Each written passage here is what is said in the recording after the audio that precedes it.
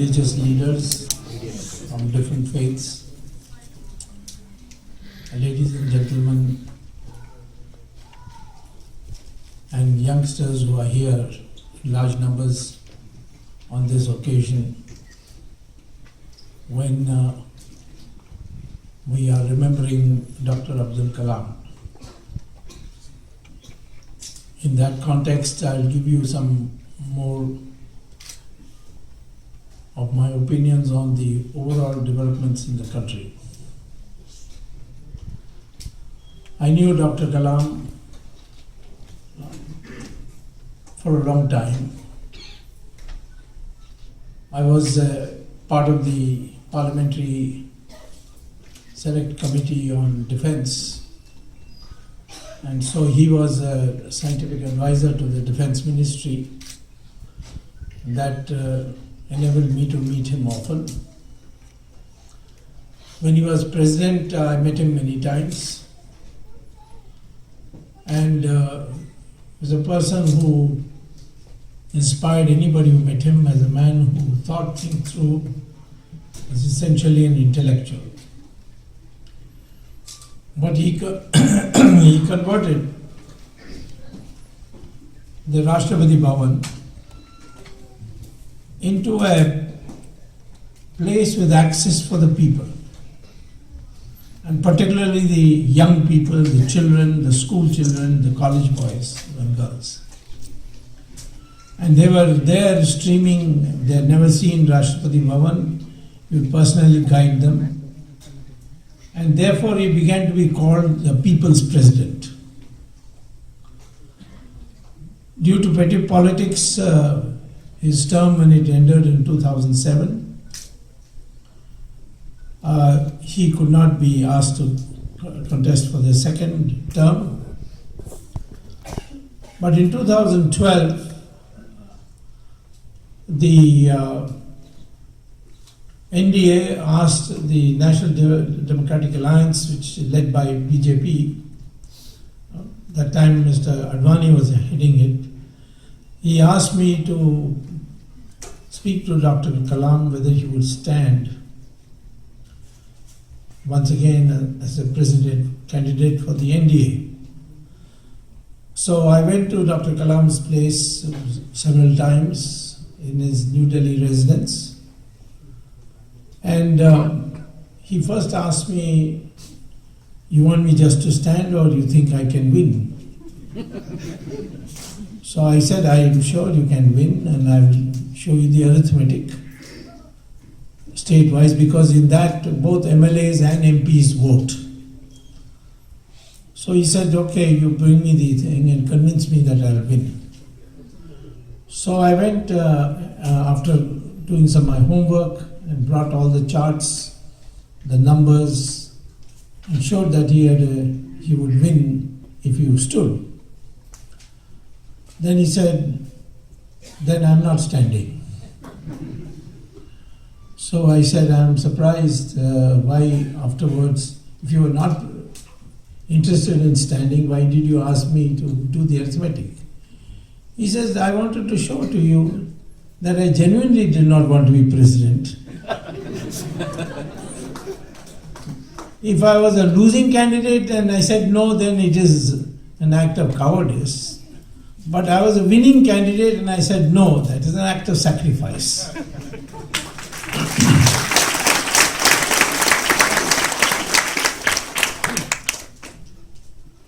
He was immersed in studying the trends, international trends. He consistently spoke about India becoming a leading economic power in the world by 2020. He's giving detailed things that should be adopted. And he was particularly focused on the fact that the Indian population below the age of 25 was 540 million. And that means, he said, that if this 540 million are educated, then we can transform India in a very short time. Because economic growth is not more capital, more labor. Economic growth is more innovations, newer ways of doing things. See what the Americans have done in World War II. They invented the jet engines, fax machines, and soon enough they brought the computers and finally the internet. And internet has completely transformed our societies and made it possible for many societies to advance very quickly and people to learn, particularly people who wanted to refresh their knowledge. Excuse me. So then, because of that, he kept emphasizing India had so much potential. Thorium technology, water linking of rivers, because in our country, in India, there are many rivers which go into the ocean. There are 46 rivers cutting across Kerala, and they all go into the Arabian Sea, and 96% of those water of those rivers just go into the ocean. Godavari, for example, is always in flood. But Kaveri has no water. Vaigai near Madurai has no water. So there are rivers with surplus water and there are rivers with no water. And he said the best way is to have a water grid. And he worked on that. So I always found him with having some new ideas, and that was what made him a unique president, a man for whom there were no frontiers.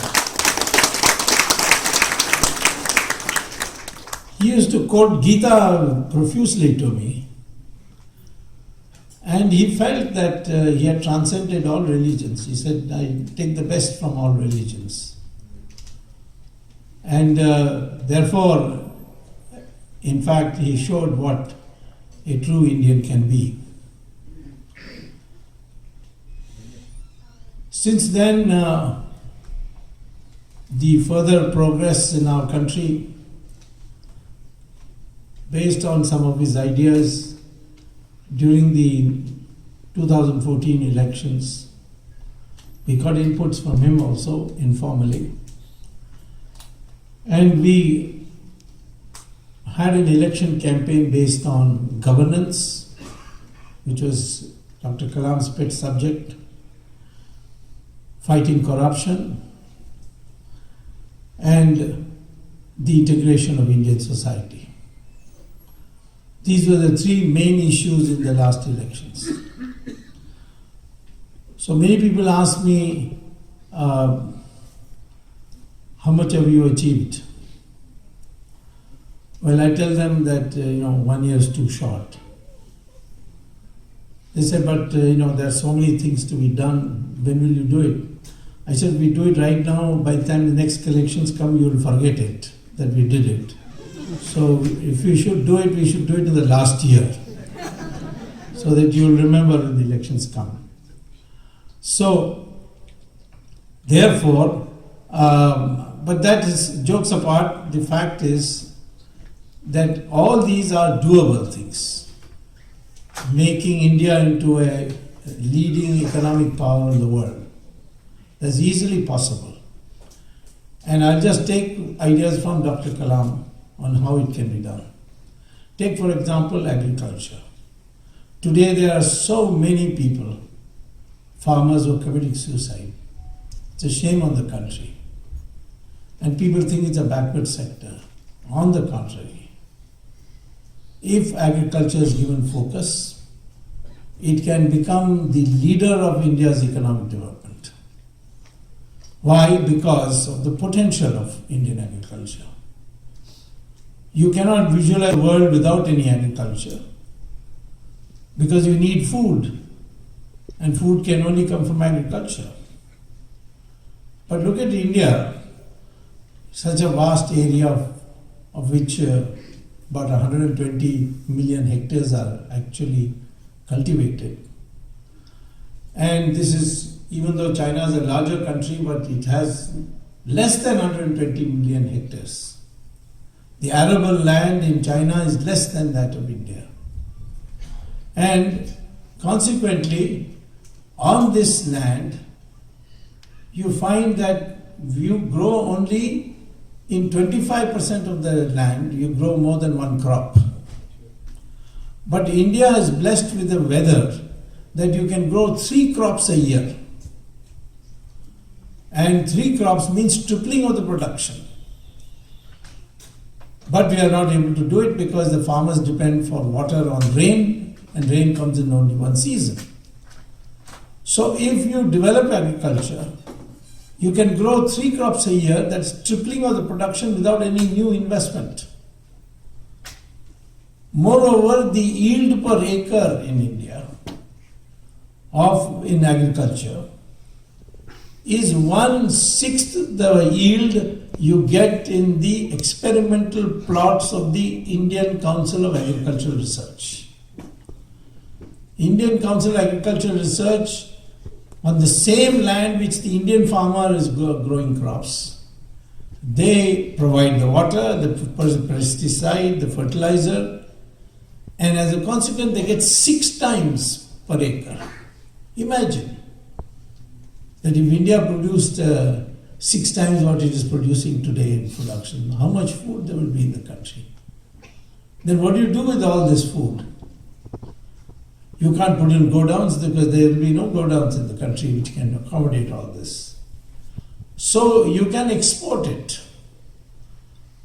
How can you export it? Because take the rice, for example. The price of rice that is available in Indian market of a superior quality like Basmati, for example, is 5 times the price in South Africa or in Japan. Wheat is, that is the price in Japan and South Africa is 5 times that of India.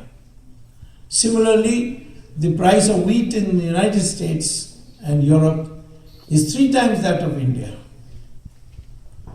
Same thing with mangoes, fruits and other fruits, flowers. In milk, I was surprised to find that the price of milk in Europe is 9 times the price in India. And yet we have 150 million cows. These cows are giving an average yield of only 200 liters per year.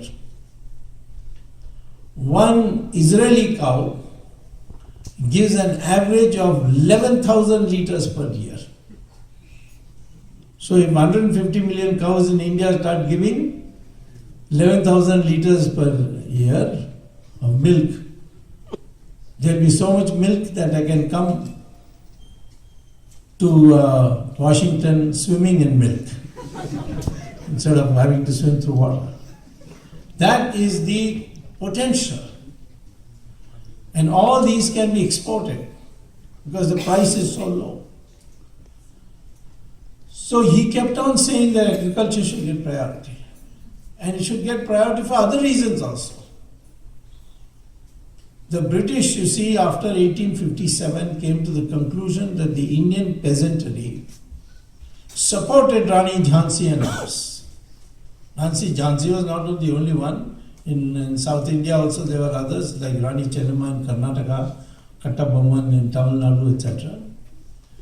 The whole country was up in revolt against British rule, and they found that it was the farming community, the peasantry, which was supporting them.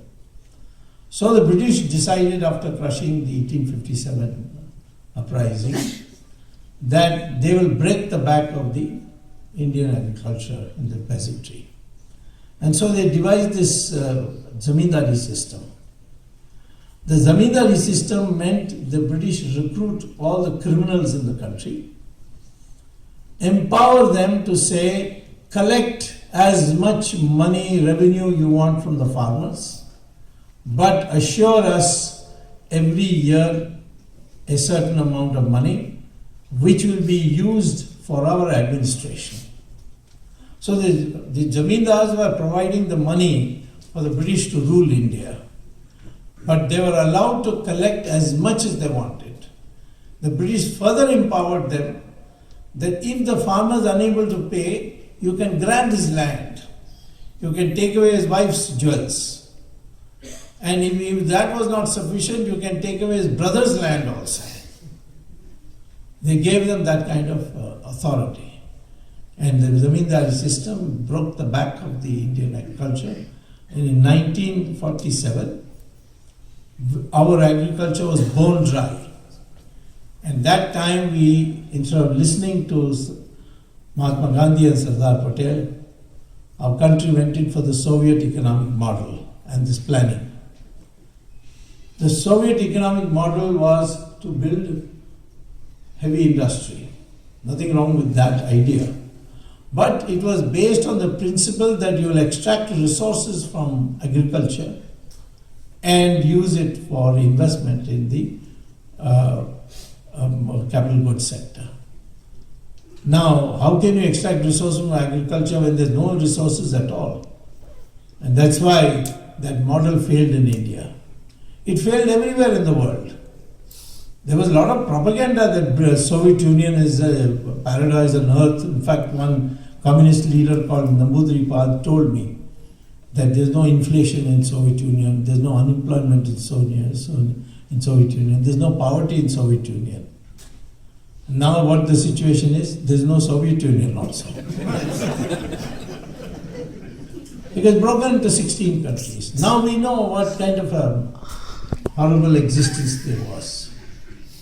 Germany, which was one country, was divided into two countries after war. They were the same people, the same civilization, the same development. They were divided into two countries. And one accepted democracy and market economy, and the other accepted dictatorship and Soviet model. And now you go to Germany, even now, because after 1989 the Berlin Wall collapsed and the two Germanys became one. You go and see East Germany, so much more poorer than West Germany. So what is responsible when the same people equally destroyed in the world in the war, and the same people produce two different results? The only argument can be that it is due to the economic model adopted.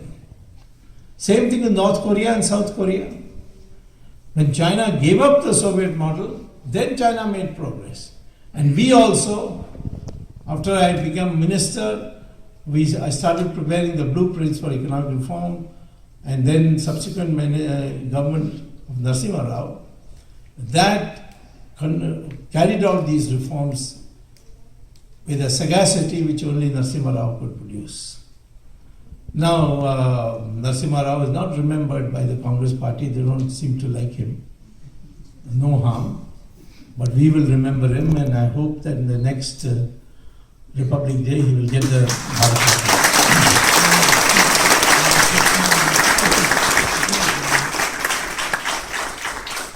I was told that in 1991, after Rajiv Gandhi's assassination, it was decided that Sonia Gandhi will become Prime Minister.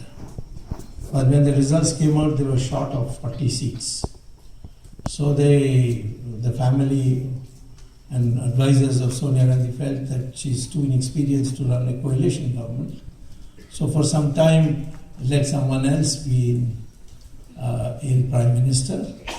And then during that period, they would break other parties and create a majority. Well, they so picked up Narasimha Rao.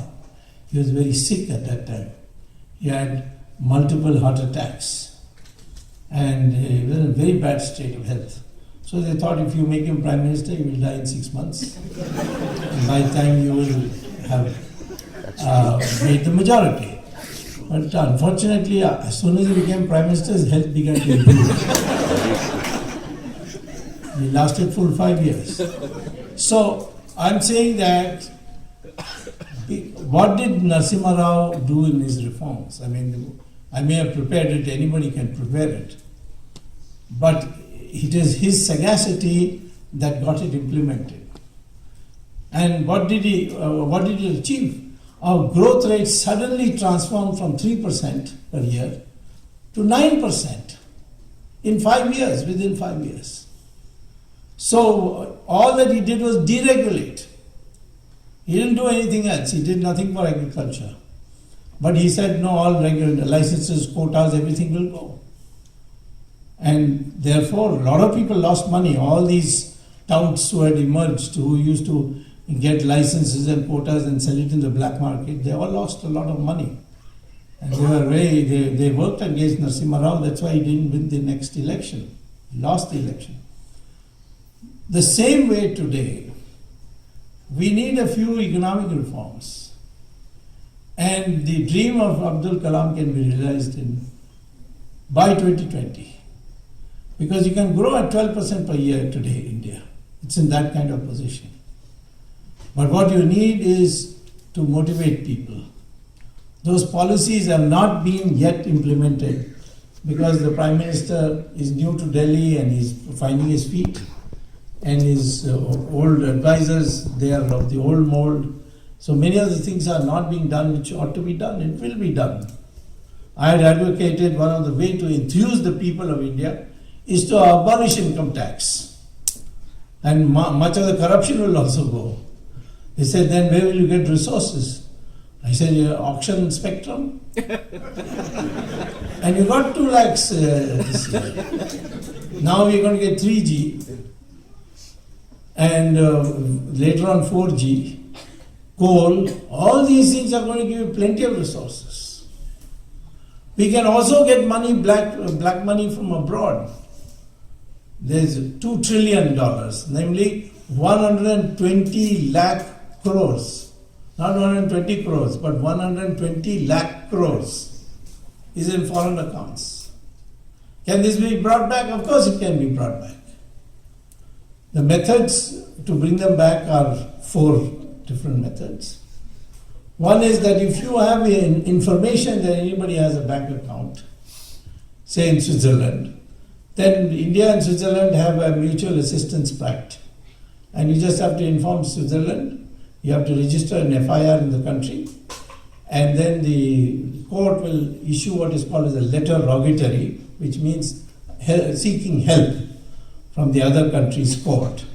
And that court will then call the government, namely the Swiss government, and ask them, when are you going to help India? And they are compelled to abide by it. But the problem is that there you must have advance information that these bank accounts are there, and give the details to the Swiss and say, please return it. So this is one way. Another way is the German way. The Germans, you see, found that in Liechtenstein, many of their people in the government of service had bank accounts in that country. So the Chancellor Merkel told the Liechtenstein king that, there are many German nationals who have accounts in your bank. So please give us those names. So the king said, I can't do that because our whole business is on secret banking. We'll go bankrupt. That happens. So we can't give. So what did Germany do? The Chancellor authorized her people to find out who is the senior most officer in Liechtenstein Bank. And they located him. And then she said, bribe him. So he was offered $500 million, $500 million, plus US citizenship, plus a passport, and plastic surgery to change his face. This gentleman saw suddenly he will have $500 million. So what he did, he said, I cannot give German names alone because they are all in one place. I'll download into a CD all the names. So he downloaded the names of every country, citizens who had an account. And then the Germans downloaded that CD, and then they separated by countries, and they found 22 countries besides Germany had people who had accounts in that bank. So what they did is wrote to all the 22 countries that we have got data on your citizens having a secret account. If you want, please inform us. 21 countries immediately wrote saying, yes, we want it. One country was refusing. That is our country. So we had to go to the Supreme Court. Jetmalani, myself, Anil Diwan, we went to the Supreme Court. Supreme Court gave the order. And finally these names have come, but they are still in a sealed envelope. They have not been opened. They will be opened shortly. So this is the second method. The third method is the American method, which I like very much, which is that they found there were 5,627 American citizens who had illegal bank accounts in Union Bank of Switzerland and Credit Suisse. So what the American authorities went and spoke to the chairman of the branch here in Washington, to both banks, and said, please give us the names. So they said, no, we cannot give because it's against our business practice. So the treasury agents said, okay, went away. And that evening, the Homeland Security had arrested the top people under espionage charges. And all these air-conditioned people who were used to air-conditioning, suddenly in the heat and pell-mell of the jails, they lost nerve. And finally Switzerland said, we'll give you all 5,627 names. They got it this way. We also in Bombay have the Union Bank of Switzerland branch and Credit Suisse. But we don't have the nerve yet to do what the Americans did. Then there's a fourth method. It's a slightly more longer process, but it's also effective.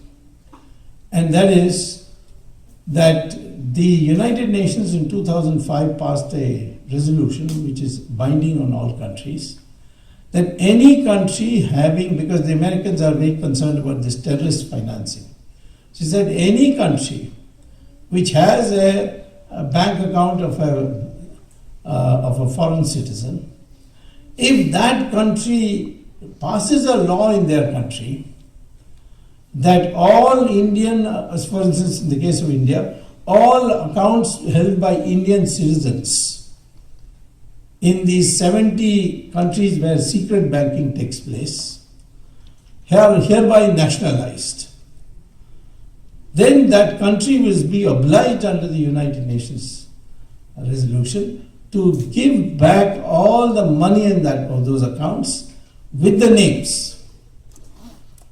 So to pass a law, we can have an ordinance. And there will be no problem in Rajya Sabha also. Because will the Congress dare to oppose such a bill where we are bringing back black money? So maybe they'll walk out and we'll have our way. But so therefore, we pass a law and then go to these 70 countries and say, we have passed this law, please hand over all this. This is a way by which Egypt got Mubarak's account. This is the way by which Libya got Gaddafi's accounts. And Philippines got Marcos accounts from Switzerland. So it is a method which works. It can be done. So these are 4 methods. So far our government has not utilized any of these 4 methods, even though I've written a letter to the PM saying these 4 methods are available. And I'm also in the Supreme Court on this court monitoring of the SIT. So there also I have proposed this. Earlier on, probably the government thought that we want to run the government smoothly and get our legislation passed. So let us not annoy members of the opposition. They may have bank accounts in foreign countries. So for some time, let's get things, some governance done. But now I've been proved right that this last parliament session, the way they stopped it, now our government knows very well that being nice to the opposition doesn't produce results. You may, in fact, if you disclose a few bank accounts names, I'm sure that the opposition will start behaving very well. So, in fact, the contrary would happen. So, therefore, I'm sure that the bringing back of the black money is not going to be a big problem. It will happen in the coming months, because there are ways of doing it. It's not just not just an ideal wish. So you have 120 lakh crores. It means how much? The revenue you get from income tax. It is 60 times that. 2 lakh crores is the income tax revenue from direct taxes. So that's why this smuggling is going on. And therefore, you must now start preparing to convert to the thorium reactor. And the thorium reactor is the cleanest of all the nuclear reactors we have had, plutonium or uranium included. Similarly, tomorrow, you want to strengthen your country, you must find a substitute for crude oil. Because 86% of our crude oil is coming from abroad. And you can't have this dependence. So what we need to do is find a substitute. And the most important thing is to find a substitute for automobiles. Toyota this year is going to come out with a car which is going to be run on hydrogen fuel cells. It's a battery form of thing which is there in the car, and you before you go to sleep, you plug it into an electric socket. In the morning, it will be charged, and you can go 350 kilometers. And if you have, instead of petrol stations, you have charging stations, then it will be like any other automobile.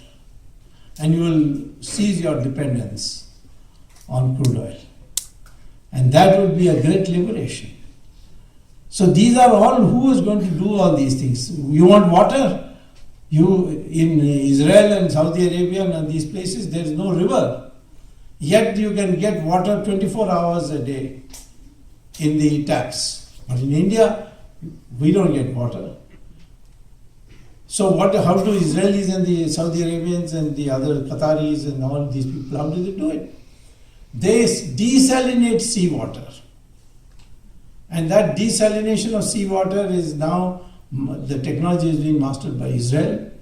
They're using solar energy instead of electricity for that purpose. So therefore, India must, all along the coastal line, they must set up desalination plants and take water.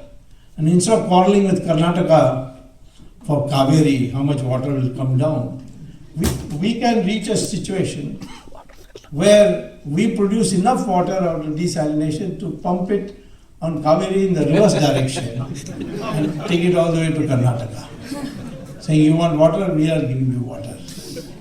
So, look, this is what Dr. Kalam kept emphasizing, the potential of this country. And that requires the young population to become innovators. Our problem with our young people is that we have been brought up in a very conservative mold, which is always be afraid of risk. When I used to teach at Harvard, at the end of the course, I had students from all over the world, and I used to ask this question: now that you are going to graduate, I want to know which kind of a career you're going to choose. Are you going to choose a government type job, or a job where your salary is guaranteed and every year it will increase by 5%? They will cut provident fund and gratuity from it, and at retirement time they will give you a lump sum of money, and you then buy a house and watch television for the rest of your life. You want that kind of a life, which is secure and safe and so on. Or you want to do like Bill Gates, try something extraordinary, and you become a billionaire. Of course, you can fail and fall flat on your face. So there's a risk there. There's no risk here. So which career would you choose? So American students used to ask me, what is the probability I'll fall flat on my face if I took the risky alternative? And then I can tell you whether I would choose what probability. But all my Indian students would say, no, we prefer the first kind of employment. Good job, steady salary, guaranteed employment. So I say, why, what for? This is guaranteed poverty, why do you want that? So the answer would come back, but it is guaranteed, that is the important part. Even poverty is okay as long as it's guaranteed. So this is the mindset, you see, that we need now a new kind of Indian who thinks of taking risk. Of course, calculated risk. It wants to do new things. We have to empower them, you see. And in this, men and women there's no difference. Boys and girls, there's no difference. Because now we are in the age of knowledge. It's a knowledge century, they say. And knowledge century means use of brains. And in that, women and men, there's no difference. In fact, maybe women have a superior brain if I go by our past. See, one day I was talking to a friend of mine, that if in the heaven, if there was a cabinet formation, who would be Prime Minister? I said, of course, Brahma would be Prime Minister. Then who will be Deputy Prime Ministers? He said, Shiva and Vishnu. Then I said, okay, let's allocate the important portfolios. And I was finding to my surprise, the three most important portfolios are defense, that is with Parvati. Then finance, it is with Lakshmi.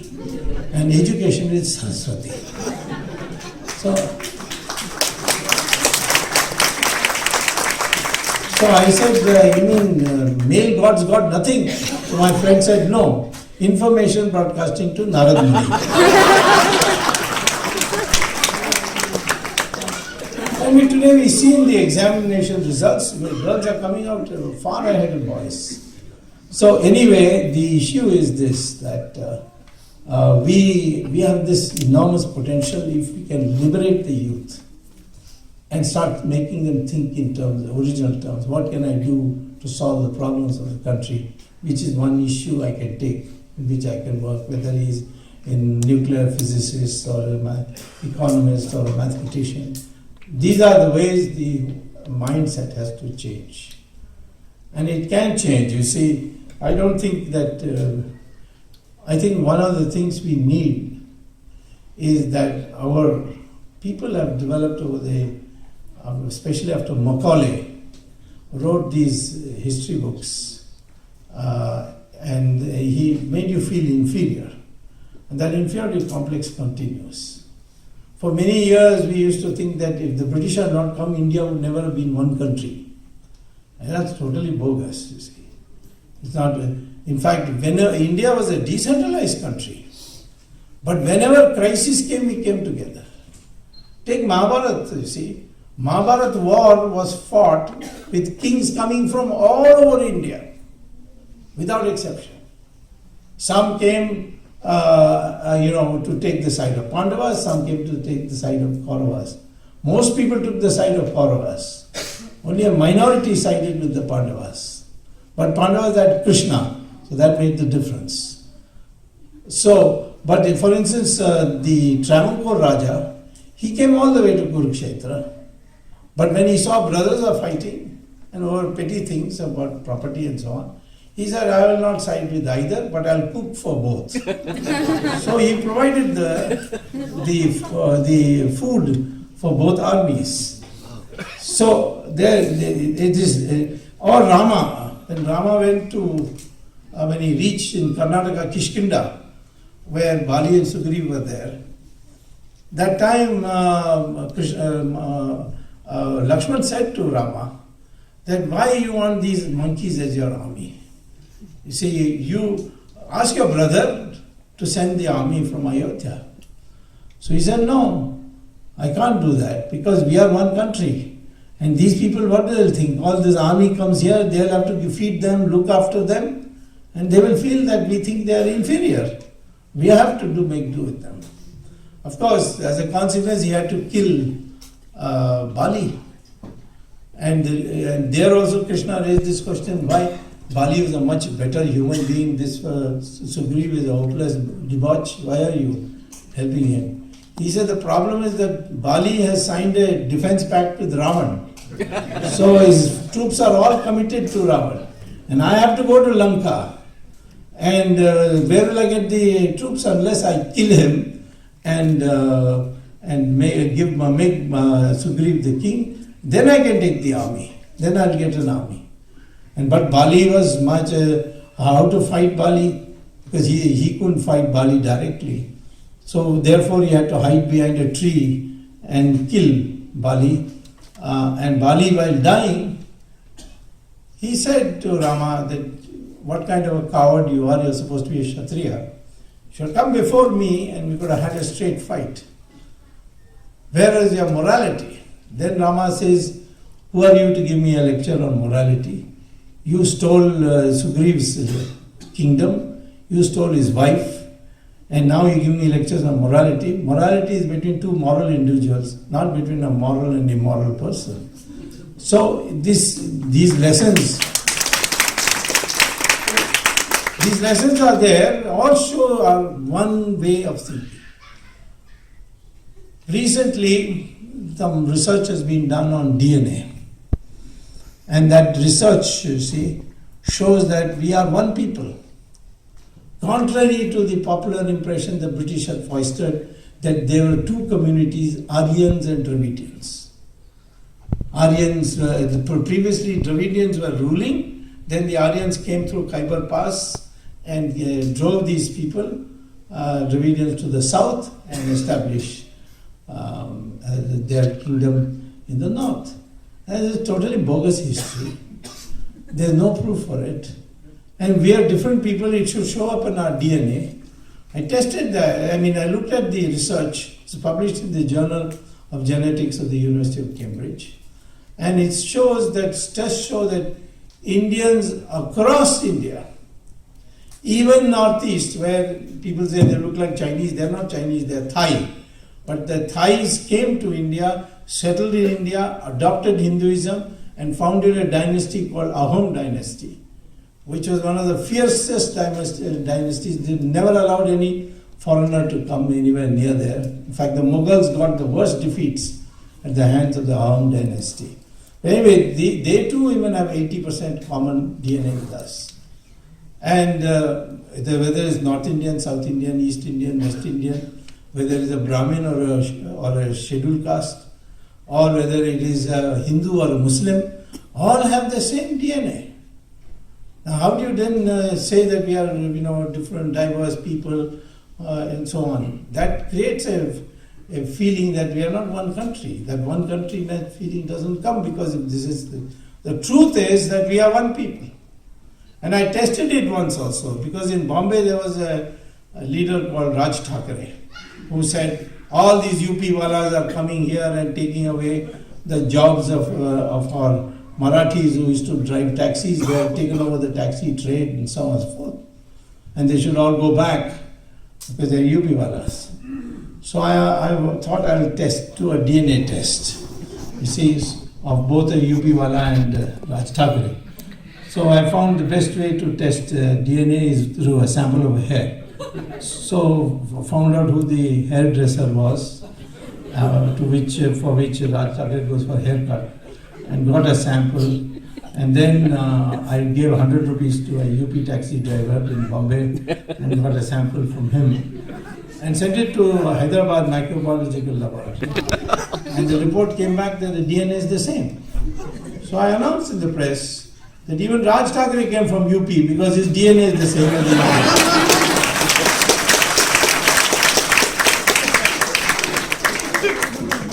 Now, if the Muslim DNA is the same as Hindu, it means that their ancestors are also Hindus. I say, what's wrong with admitting it?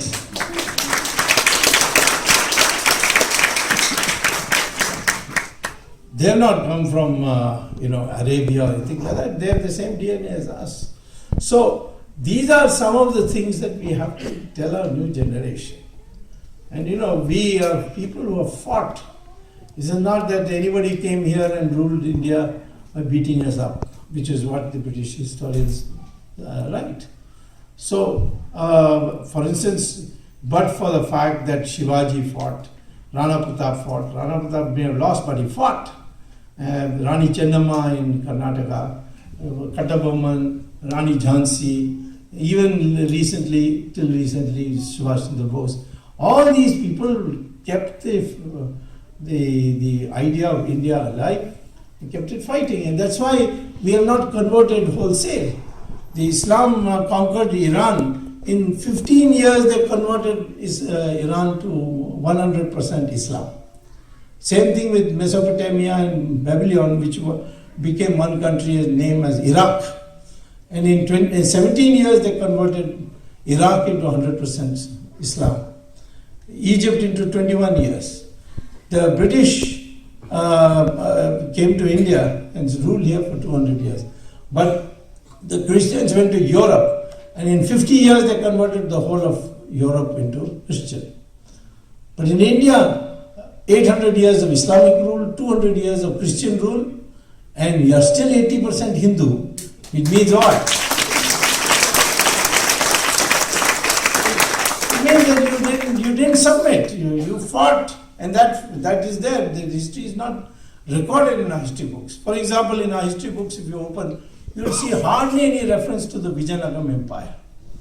Vijayanagara Empire was founded in Karnataka, in Bijapur, near Bijapur, Hampi, Hastinapur as it's called, by the Shankaracharya of Shringeri, where he got over two boys who had been converted forcibly to Islam. He reconverted them, and then he made them both, part of the royalty, and said, on a rock, he said, you will create a new empire.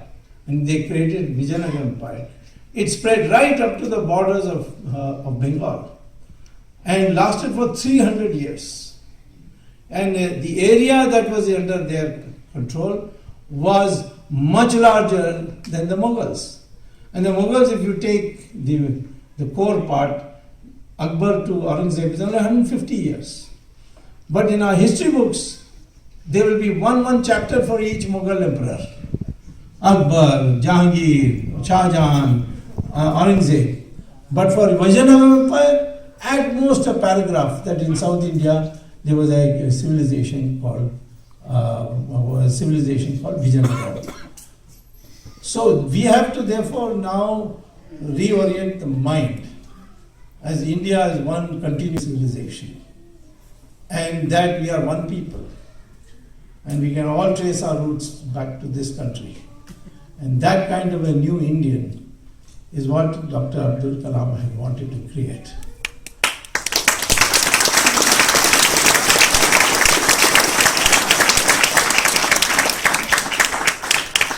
So in my opinion, you are NRIs.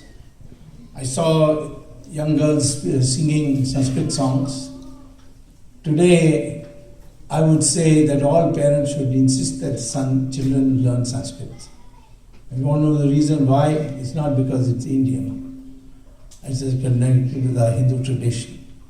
You just see Google and type NASA and Sanskrit. And what does that show? That the Journal of Artificial Intelligence says that the most computer compliant or computer friendly language in the world is Sanskrit. And knowledge. It is stored in that. If you write Sanskrit and British schools, you'll find a list of schools which have made Sanskrit compulsory. Today I saw a news item that there's a craze in China to learn Sanskrit. So the Sanskrit grammar has not been improved since Patanjali, you see. It's so well developed. So I am saying, and we need to also understand that Sanskrit vocabulary is in every language. In Malayalam it is almost 80%, in Bengali it is even more, 85%. In Tamil also it is 41%. Once I told Karunanidhi, that why don't you allow Sanskrit? We thought after all 41% of the words in Tamil is from Sanskrit. He said, no, not true at all. So, there's not a single word which is Sanskrit. So I said, but your name is Karunanidhi, that itself is Sanskrit.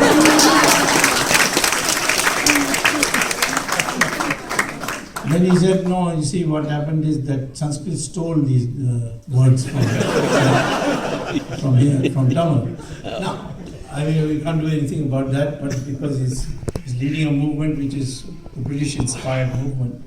But the fact is that today, I will say that if you want to make it easy for communication, then the Devanagari script, in addition to your mother script, mother tongue script, and Sanskrit vocabulary, they should be the basis of that.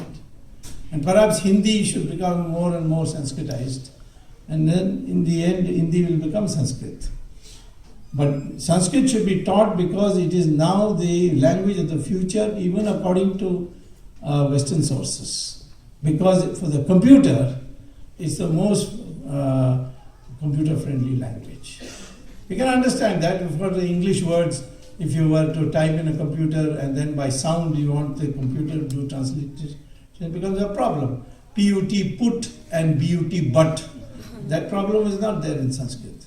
Very strict pronunciation rules. So I'll tell you, with all these treasures that we have inherited, and a new perspective, a proud Indian needs to be created, and that proud Indian would work for making India once again the most developed country in the world. 1,000 years ago, we were the most developed country in the world. And today we